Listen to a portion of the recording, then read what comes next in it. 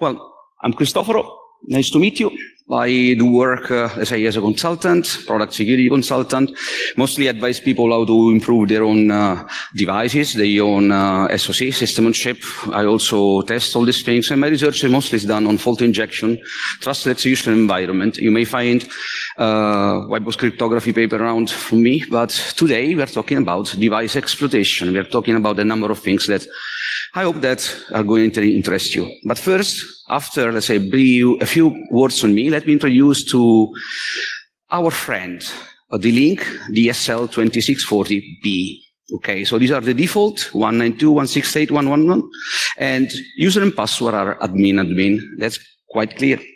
So nothing strange here. So this is the DSL gateway, an EU version. As far as I know, has been sold also in India for a while. It may be available still now. I don't know. We don't know. Who knows? Also that part we don't know. So it's a Broadcom SoC, where SoC here means system on chip. Basically, it's what provides the capability to the router. It's MIPS, 256 megahertz. It's a big Indian. Not that much space. What's interesting is this number. So the upstream that data rate is 3.5 megabit per second. So this means that if you have a device, it can push out data at 3.5 megabit per second. It's not that much. I fully agree, but that is not the point of our talk. So this is the latest version.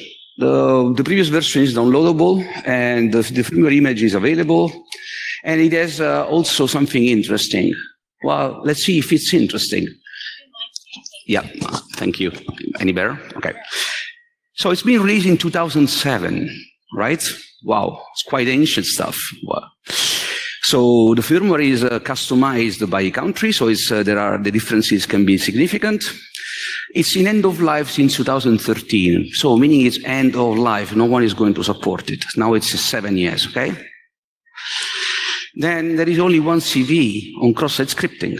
So basically, this is it. There are no explicit mitigation in place, so not even from a research, it seems to be exciting. And Shodan says that there are only two. There are only 2 devices in the world, according to Shodan. So it basically has virtually disappeared. Is this interesting? I would say, no, if you actually show me this data, it's not at all. So you may think, okay, 13 years old router. Did I say old at all? It's 7 years in end of life. The manufacturer is not interested, no fixes. There is only one minor impact CV, so the attackers should be not interested. It almost disappeared, so the user should not even care. There is no exploitation fund, so basically the researchers are not interested. Why do you even care about it? So, Cristofaro, why are you even here at all? Why are you talking to us? Because I think we are getting it wrong. And the part is that we are getting it wrong, but interestingly wrong. So let's try to change a few things on the table. In 2018 and 19, there's been a malware campaign on router. Well, things happen. I mean, now the malware does not affect only PCs. It's moving to embedded devices. There's been a research online, so the links are there. Bad packets honeypots detected in 2018 and 19. Malware DNS changer, which actually modify router settings. 7 waves, not 1, 7. And the last wave has been detected on April 2019. So actually quite recently. So the point is that this malware is also targeting that router. Okay, that's already something that might ring some bell. In 2016, the campaign did not affect this router. In 2018, the malware was extended to include this router. And the exploited vulnerability seems to affect only specific countries. So the vulnerability that this DNS changer is using is only for a specific country. So the vulnerability is this. It's an authenticated configuration of DNS settings. So basically, you can change the DNS settings on the router just by calling that module. The exploit has been released in 2017, and there is no CV attached. So this means that there are at least 2 vulnerabilities, one with CV and one without. And the attackers are exploiting the one without, not the one with. The one with is actually pretty ridiculous compared to this, because it's a cross-site scripting against changing configuration of the device. And the software version is the Malaysia one. So the research actually happens, but not from the people that you actually count. If you do look for CVs, you will not find these guys. If you look on the packet storm or other exploit DB, you will find it. So maybe we are looking in the wrong spot for saying if something has been interesting or not.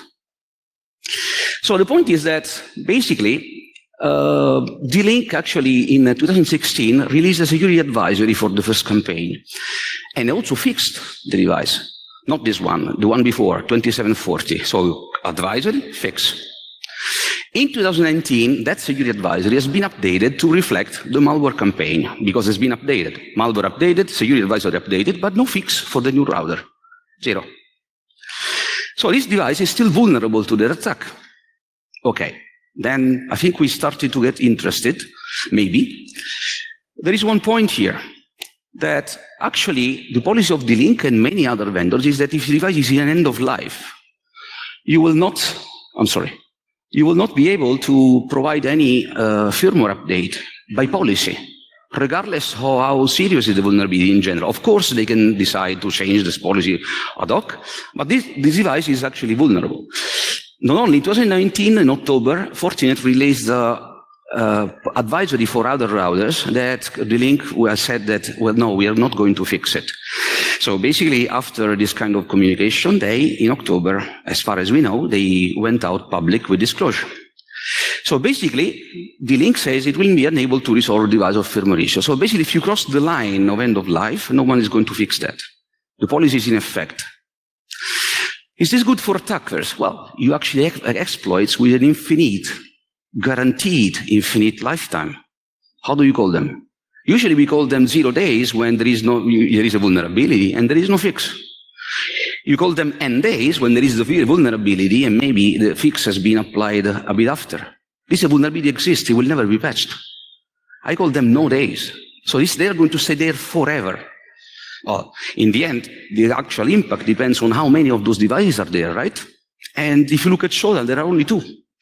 Now, my question is the following. Why an attacker would care to update a malware existing for 2 devices? I don't have an answer, right? It doesn't make sense that you actually update your functioning malware for 2 devices. So maybe we are counting wrong. Maybe. And counting by Shodan maybe is not the right way. Because the bad packets that did this analysis found out that of those devices, which last year there were still 2, in 2019 there were actually 14,000 out there, not 2. And this has been computed according to the data from Binary Edge, not from Shodan. So this means that there are other people that are mapping the internet in different ways, so now there are at least 2 we can compare. Well, unfortunately, the numbers are all unexpected here, because in 2019, you will find that there are 14,000 of these devices after 6 years of end of life. So honestly, I was extremely surprised. After 6 years that a device is so old, you might want to have that replaced. There are still 14K out there, which are exploited because we know there are attackers, which there is an exploit for, which was not fixed.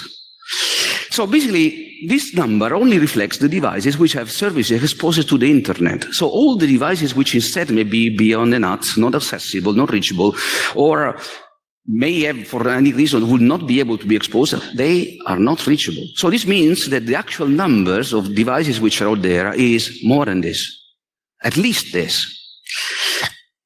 And the nice thing is if you multiply 14K for 3.5 megabits, which actually is really laughable, you get 50 gigs. So this means that if I have control of these devices, which are there, no one is carrying, no one is fixing, I take 50 gigabit per second of free denial of service approach. So the point is that in 2020, I did another check. Well, it didn't change that much. Well, still population is half of the last year, but it's 7 years end of life. For me, it should have been 0. My expectation would have been that that is 0, actually. Actually, it's not. So this means that now, this number is wrong, sorry. There are around, I think, 29 gigabit per second. It was not 49, I was wrong here.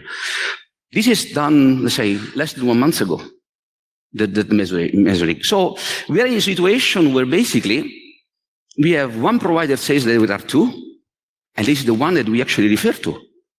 Another one that says there are 14K. I don't know which one is correct, but I think at least this should be the question. Are we counting correctly, and how? So there is a difference of 10 to the power of 4. It's not 2 versus 5. It's 2 to 15,000. How do we actually measure the impact of the vulnerabilities? How can we know what is the actual potential for an attack from an attacker? So these are the questions that I had, and I'm actually sharing with you, because I think that these numbers completely change the perspective of the attacker intercept. Of course, if you have 14,000 devices, completely different if you have 2. Now it makes sense that you actually update your malware in order to do that. The impact, if you actually take control of 14 devices, 14K devices, then we're talking. Then the user base affect not only the owner, but also the other one that may suffer from an attacker on these devices. So in general, it's an ecosystem threat, basically. It may be denial of service, of course. There is also an impact on research, because this device, which is completely uninteresting, now it may start to be interesting to look into, because then there are questions, of course. And the exploit value for this device at the end of life is usually 0. It's 0. So what you actually do, either use it, you keep it yourself and buy. Because if it's valuable to you because you use it, you are going to keep that forever, because no one is going to fix it. You don't have the reason to buy it or to disclose it. You don't have an incentive. So the value of that device goes from 0, the exploit, to something really valuable for someone that actually needs to use it. So the point is that these numbers change completely the relevance. The device is the same, but the numbers that are involved completely change your perspective, actually changing mine. Okay? So what happened here is that we need to think that device is still not interesting, but it's still relevant. And what we think it's interesting may have nothing to do with what we think what actually is relevant. So maybe we should try to separate these two concepts, because otherwise we cannot assess threats in a proper way.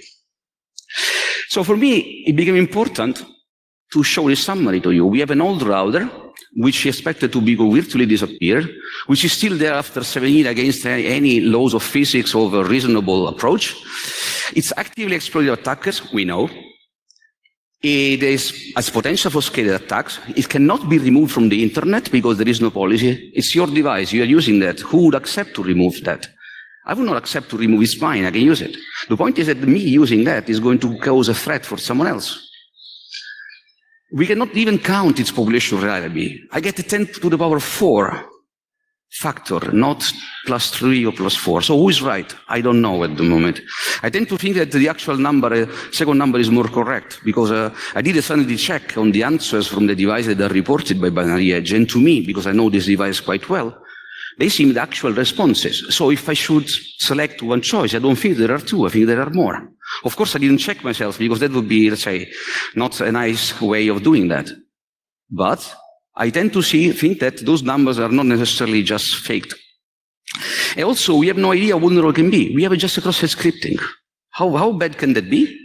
I don't know, honestly. Well, I actually know now, but it's something that we don't know for other devices. There are so many outside, and they are bound to grow every year.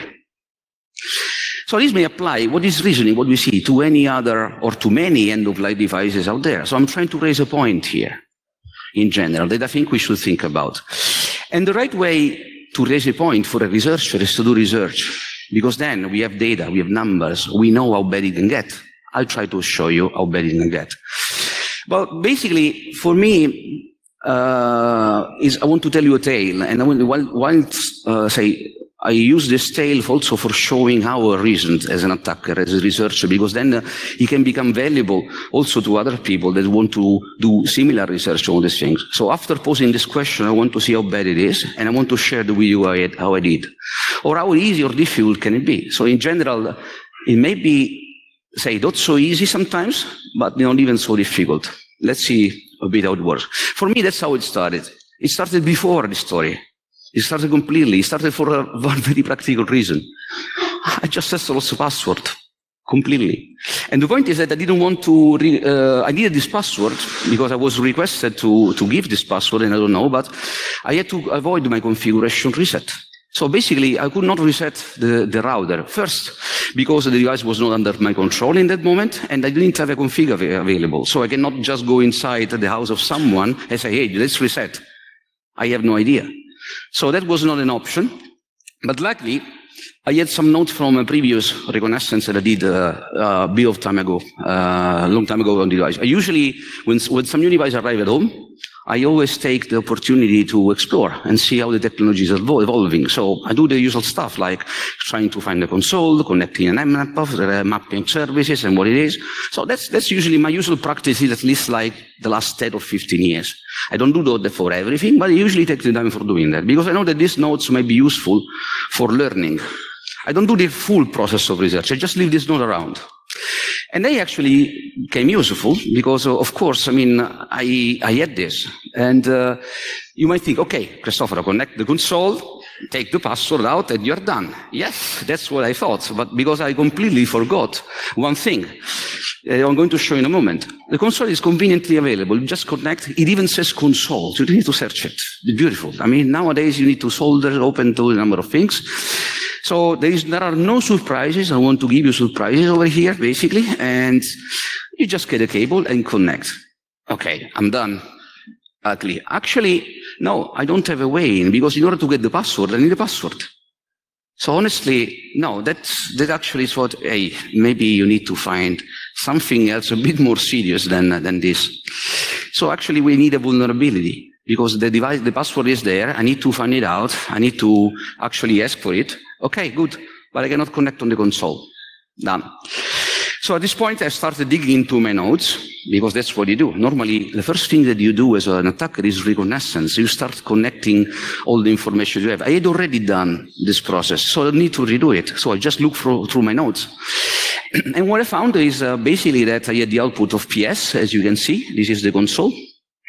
And there are a number of things that are actually available. This process is called CFM. And there is the HTTPD and CFM. But let me try to show it live, okay? Because I want to show live things. That's basically how it works. So, okay, this is the console of the device. Can you see it, or shall I make it bigger? Like this, right? Okay. So the password is, so the login is admin. There is only one user, and the password is nullcon with a capital N. Okay, I know because I said it now, because just to show a number of things. But just to show you this device. So what should I do now? Should I type ls, right? It's not there. Not there. Well, maybe I can I can look at some, oops, sorry. I can look at some pages. Okay, it's not there. Then there are, it's not there. Fine, it's not there. It's going to be quite annoying. So if I want to see, let's say, shells, even if I don't have ls or dir or anything like that, then you need to start to resort into a number of tricks which are not that obvious. Let me show you one. If you have echo, and we do have echo, you can always do echo star, which, sorry, that's my mistake.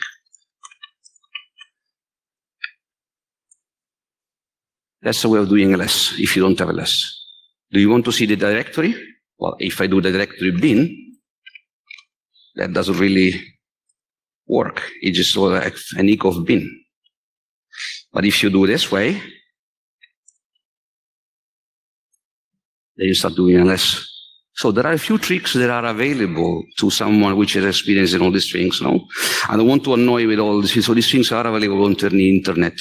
But there are things where sometimes you may feel constrained. But just want to show you where we are. So this is the CPU.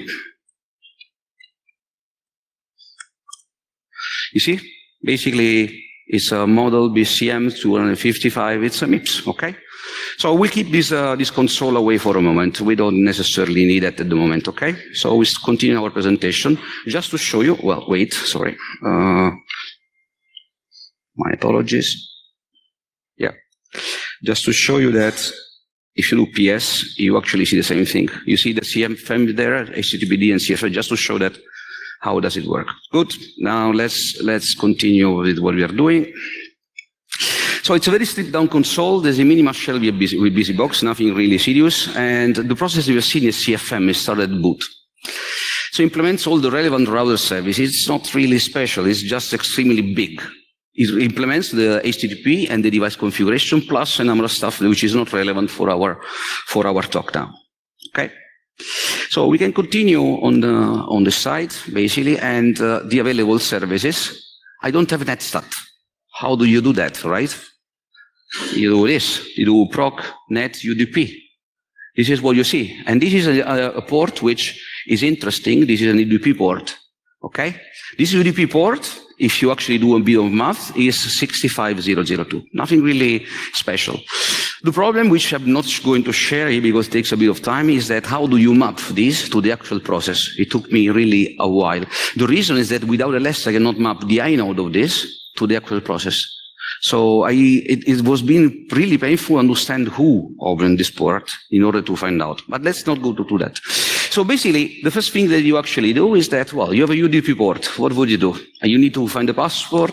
Well, what is that for? So you look a bit around. You understand that this port is used for device configuration. It's possible to configure the device. It has proprietary protocols. It's likely prone to vulnerabilities. I already exploited a few in the past. So I was pretty comfortable that this would have been an interesting part. So I'm not sure, most of the people actually, when you start looking into a device, they go for the HTTP. Really nice. Okay, good. But it's more. There are usually some binary implementations somewhere which has not checked. And they're which are proprietary, which are not looked at. I would really say, invite you to have a look at that. And keep in mind that some protocols are UDP. So this means your nmap is going to take forever. Okay, so plug in a console, show the way I did, you do nmap from the inside by the approach. So I'm trying to sharing a few tricks that actually can be useful. So this is the way I did, and what did I do? I need to download the firmware, because that I need to find the vulnerability in. So while I'm downloading the firmware, I do start to do dump fuzzing. It's cheap. Why shouldn't I do that, right? So while downloading the firmware, I had a problem with I actually found my first CV while looking for the firmware. After a few minutes, I didn't do anything special. So basically, if you want to pass, just ask it politely.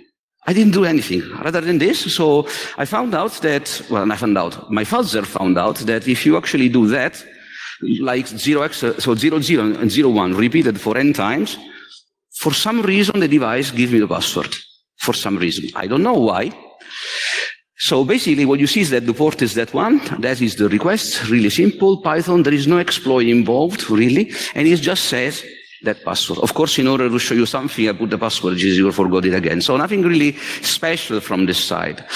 So the device configuration is implemented by CFM. The PC application is a function inside which I had to reverse in order to understand the protocol, because the protocol is not documented, okay? So from this point of view, this configuration I understand by reversing, it allows to read and write some configuration of the device, and you can take the user's password, for example.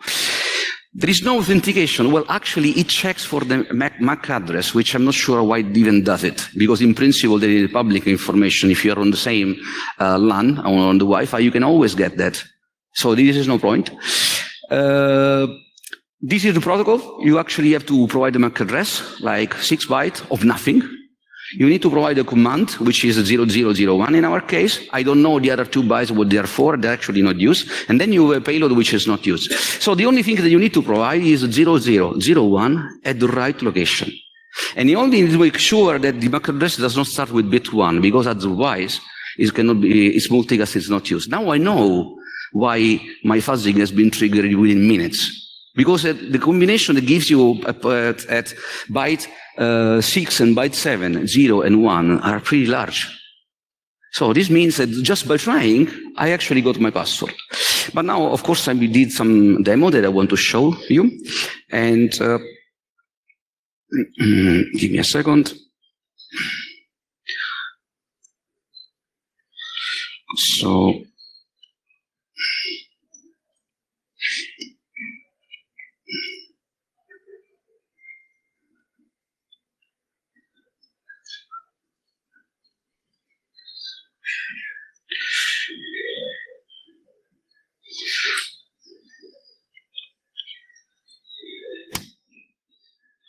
I'm sending the payload live. Oh, I'm sorry. I'm very sorry.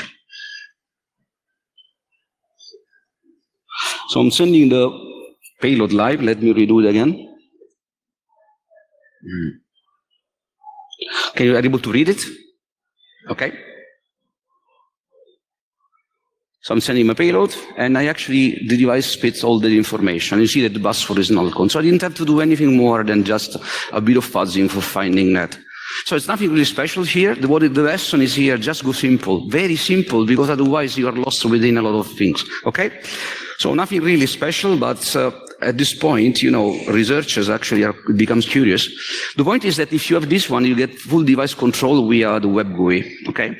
Device refreshing is possible because actually you have the administrative credential, and malicious firmware can be uploaded.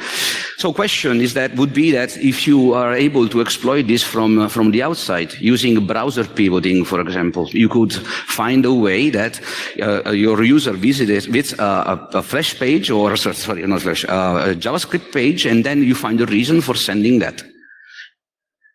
Well, actually, this is accessible very likely only from the LAN and Wi-Fi, so local LAN, and so that's why that question actually makes sense. It's actually unsuitable, and there are two problems which are open now, and if you're able to solve either of them, let me know, because it's going to be quite an important discovery. First, we don't know how to send reliably UDP protocols with control of the payload to a port. So if you find a vulnerability with UDP on your local LAN, usually you would not be able to easily exploit that via browser. There are WebRTC components where you can actually do that, but you don't have that much control. I've been researching a few things here, not much results, I have to say. And if you're able to read the credential exposed in response payload, it's a cross-origin request, which if you're able to do that, well, you're in business for something much bigger than that. So at the moment, this vulnerability, while there, allows you to get control of the device as soon as you give connectivity to someone. So if you if you give connectivity to someone with Wi-Fi, this someone is able to refresh your device just by doing that, just by using the credential. So it's something really special, but then I got curious, because that's how a researcher works. You get curious. That's normal. So the question are, was anything remote possible? On the one interface, can you actually use browser pivoting? Because then you are able to do something, or the threat associated is different, and also attackers are able to do something different. And maybe we also, as the researcher, have a bit more fun, right? Actually, the question is actually a password needed? Can I actually do something else? Why do I need to do all this stuff for the password? I needed a password, I've solved that, but I think there is more, because I didn't like at all what I've seen in that code. So are there potential for cross-device vulnerabilities, such as if I affect this, I'm going to affect other devices with the same code base, and then it gets completely expanded, okay? So it might be that your old router still contains some code bases or scripts or which are still used in current, maybe still used. So I would not dismiss the interest of just looking at that because it might make sense. And everybody loves RC and shells, and if you're able to exploit on MIPS big endian without a proper debugger, because this platform does not have a debugger. You need to build your own. And this platform has very little space, and GDB server does not fit, so you need to write your own debugger. So just to share, the way that I did for in REST has been done with my own tooling, which I had to write. So if you actually have to do that on an old device, you will learn a lot of things, because you don't have the degree of control that you have at all. If you need to refresh this guy, just because it's bricked, you need to go typing stuff with TFTP, which I'm not sure that people even necessarily remember this part, okay?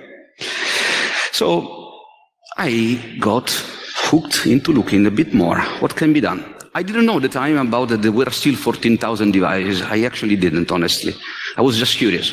So I look at the firmware, megabyte compressed. This is the typical structure that you find, and then you try to do binwalk, and you find out that binwalk doesn't work for the file system at all. It works for CFIC or bootloader and kernel, but not for the file system. And why? Because the compression of ZMA is not standard. We have Sasquatch, likely, so if you don't know Sasquatch, I advise you to use it when binwalk fails. I hope that you take down of these notes. That might be useful when you're doing this. So basically, this CFM is actually big, 3.1 megabytes. Keep in mind that I used even a disassembler on this at the time. We didn't have Guidra at the time, basically. And IDA Pro does not support that, so someone is working on that. It just crashed, so I had to do the old way.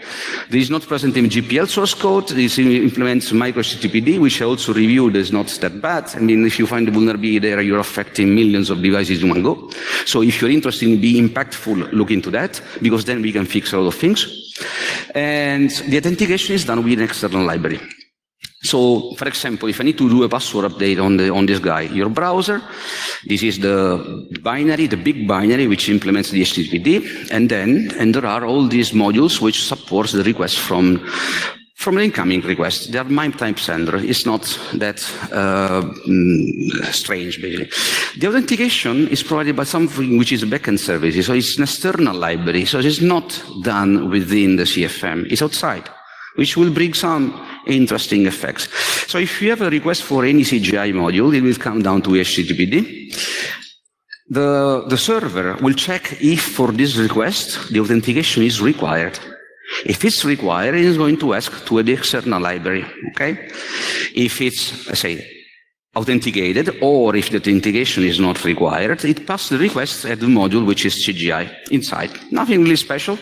A bit complex, honestly, I have to say, because the backend service is written in C++, and I was completely surprised, but that's okay. So when you ask for a password update, the module will perform the password update. Hey, dear module outside backend, from now on, the password is different. That's how it goes. But then, what do? You actually look into the authentication module, and you find something. Are you able to see something here? So there is first a comparison with the username. So you're sending something which is a username, and then there is comparison with the word user. There is something strange here, because there is no user. The only thing which you can configure the password for is admin. There is no, the username user does not exist. I said, how is it possible? I was really confused at this point. Well, I was really intrigued. Because it seems the authentication is possible also for user. Then what is the password? Because then you don't know. And which brings me to the second CV here. There is a password which is the default password, which is that one. You see? So the library initializes all the results to these default values.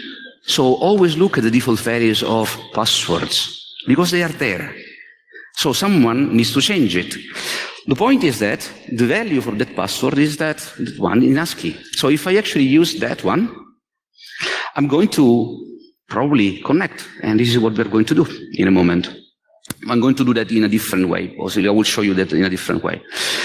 And this is what you see. Okay, then we got the user which is there, which no one knows about with that password. Nothing strange, hardcore accounts are in many IoT devices. But this is here, there's a twist in the story. Let me give you a demo over here. I will show you that first I cannot log in the device. Then by authenticating with the user and password, I will get in, okay? So I'm logging out.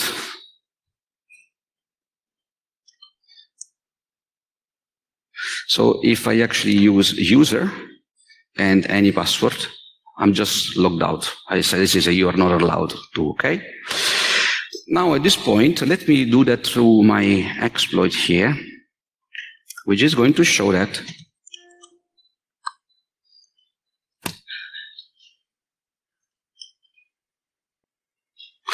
so it says authentication succeeded. If it's true, because the password does not have cookies, it's tracked by my IP, I should be able to log in without any password now.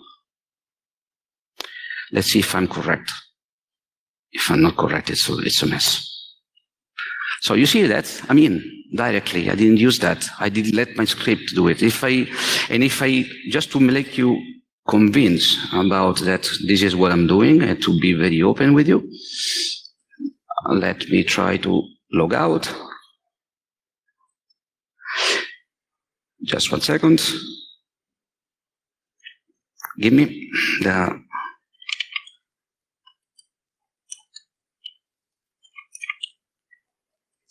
then I just paste and I'm in. So basically what's happening here, let me log out, is that this account is there and has all the privilege of admins, all of them.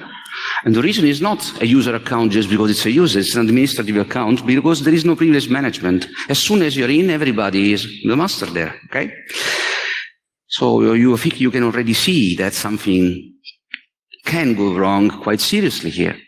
The account is recorded in a library. The password cannot be easily changed because the web interface does not provide you that opportunity. You cannot do that. In principle, the authentication object could be updated. In principle, it should be possible, because if you are able to call it, it will store that in Flash. But it's not possible from the web GUI. Maybe it's possible if you actually call to some CGI module directly, so you do some nicely formatted HTTP request, maybe, but I'm not sure. Or you need, if you are, let's say, control of the web server, you can call it directly the object. Why is this interesting? Because the scale of this, of the 14K, now is completely different. Those 14K become accessible.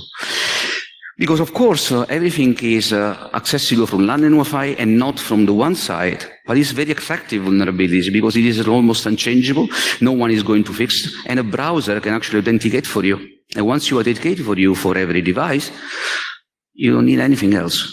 You can actually do a number of things. And the nice thing is that this password is also valid for FTP, Telnet, and SSH. And what's the reason?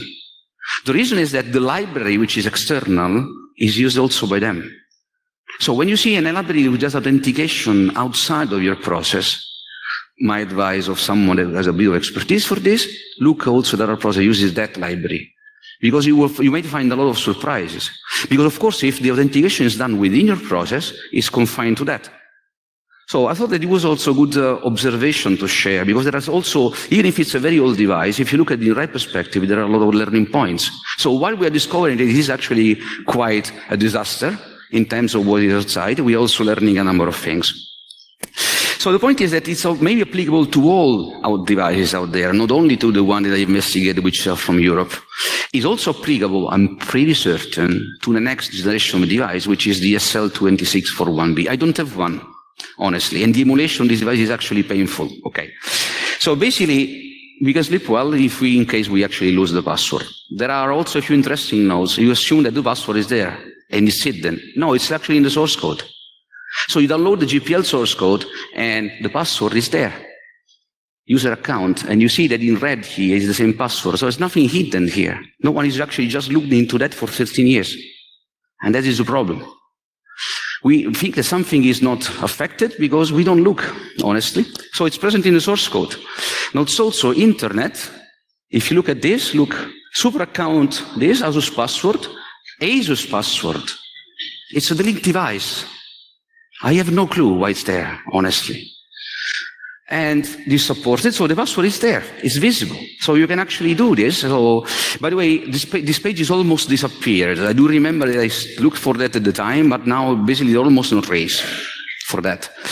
So it's a feature. It's not a vulnerability. So some question, why is even present an ASUS feature into a linked device? Is it supply chain magic? Maybe. Maybe it would be a nice discussion during the supply chain panel tomorrow. Maybe it's because we are using code. Maybe there is malicious intent. I don't think so. I don't think it's the latter, honestly, because the account was visible in plain sight. There was no intention to hiding. So the question is that if it is like this, how of those many end-of-life devices, how many are there? I think that once we understand that the one that the two that we thought are 14,000, and this is only one model, I think that that question now becomes interesting to have. So the next stage for me was to do the password restore. Can I actually restore a password as before? Maybe. Why not? Why cannot I restore the original one, the admin? Which actually brought me to my third vulnerability. Because passwords are actually overrated, it seems, in some design. Because if you access this URL, you don't need a password. You actually so you actually can reboot the router from everywhere. So basically, an attacker bouncing on a browser by accessing the URL is going to reboot the router. It's going to change your DSL password. You can do that. It actually save and reboot your configuration and also can log you out forever. Meaning that from any point in time, regardless of who's logged in, I can log out anybody. So this is a bit of troll mode, but still, it's surprising that it may happen. All this is not authentication required, but among this one, which are a bit of fun, there is something which is actually pretty dangerous.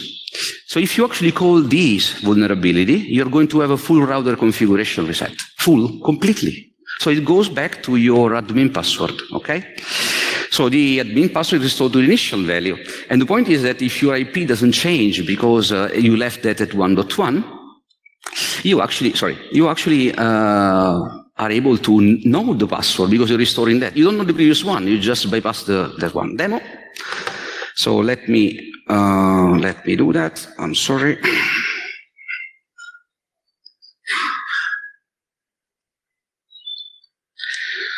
So now this is going to change the password. And also we use the same vulnerability before for looking at that. So before it was nullcon. This sleep for 40 seconds because it's also rebooting at the moment. And in the meantime, allow me to talk about this. So basically, we are using vulnerability for changing the password. And because I'm just lazy at this moment, I know you can read the entire configuration. We're using the other one in order to read out the password. So I do expect that the password, if I remember correctly, should be pound, but I'm not sure about it, honestly. I can use this vulnerability in any way for resetting the password at any point in time. So this is actually restoring that to admin. This is restoring one. Sleeping 40 seconds, it's almost there. Tell me. Yes. So basically the password is now admin. So this is basically where we are in terms of security for this device. And this can be done. So if I actually do this, it's rebooted. Because it's rebooted, I should not be able to log in. So I'm writing admin, and I'm in, basically. That's basically the situation. Okay. So we were discussing this. So pretty scary, it seems, because all these things can be done remotely by bouncing off a browser. It doesn't require any shell code and all these things. The next stage for me was, okay, I can reset it, but it's actually needed. Do I even care about it? Then I look at the authentication flow, and you see that this is a really instructive, authentication flow to look at. Because we will discuss that in a moment. So when you have a request that is for the blah CGI, what you have is the following. It first matches the fact that you have URL CGI in order to understand which kind of module you need to ask. You remember that you had those modules, HTML, CGI. It just match that, okay? So this should match according to some criteria. Without thinking about it, there is one criteria. Then it checks, so if you are not allowed, if you don't need authentication, basically you are going directly to the execution of the module. You see that there is that N upstairs, the up. So it goes directly to the execution.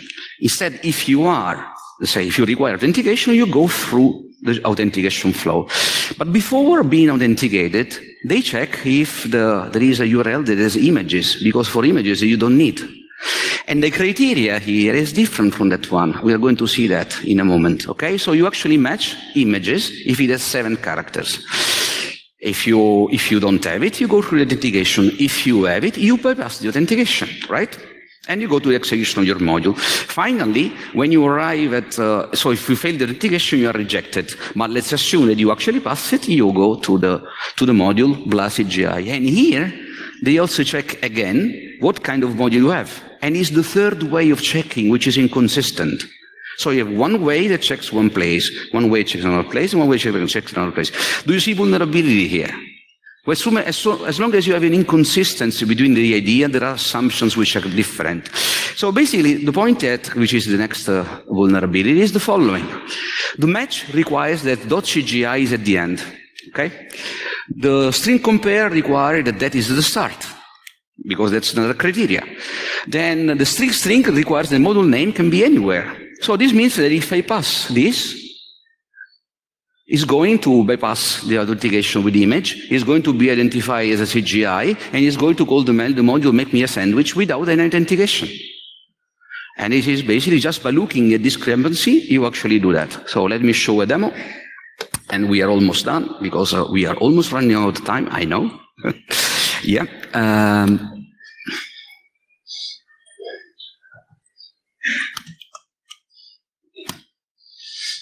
We are using this for calling the CGI, for setting the password to pound, and that has been set to pound again. So we are bypassing that without any authentication. And let me go to the last one. By analyzing the flow and the inconsistency, you might find some point for finding this. The CGI module can be executed. It's enough that you prepend images, and it will go there in. So these are surprising if you actually don't do reverse engineering, so do that. try to exercise yourself. You will help other people to find vulnerabilities and to fix them. But if you find this, basically, you can actually change the administrator password as if it's just it. Just be creative. You actually can do much more, but I'm not disclosing here. In principle, you could, for example, even upload a new firmware maliciously from a browser. Okay? So it's suitable for browser pivoting attack. So someone visits the website, and you are pushing through the web browser without any authentication new firmware. Okay, I think we're getting somewhere here. Finally, I would like to have a shell. Yes, and let me show the shell. There is a vulnerability, and let me do that, which is a buffer overflow human CGI module, which is this. So I got directly a connection, and you see that I do have, I'm already in the router, and I got a shell from the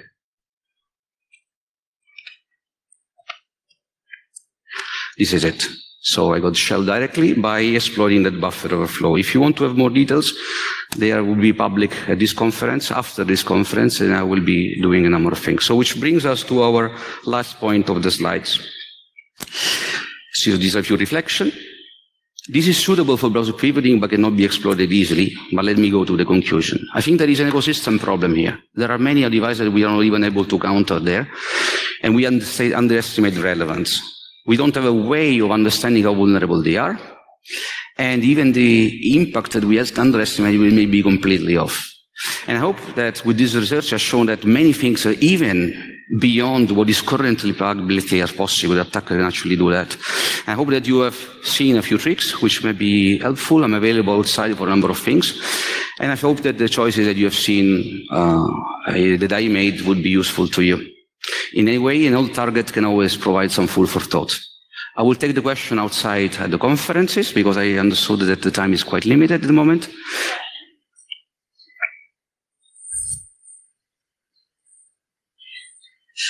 Then I thank you for having me as a guest here and for hosting me. It's a pleasure. Thank you.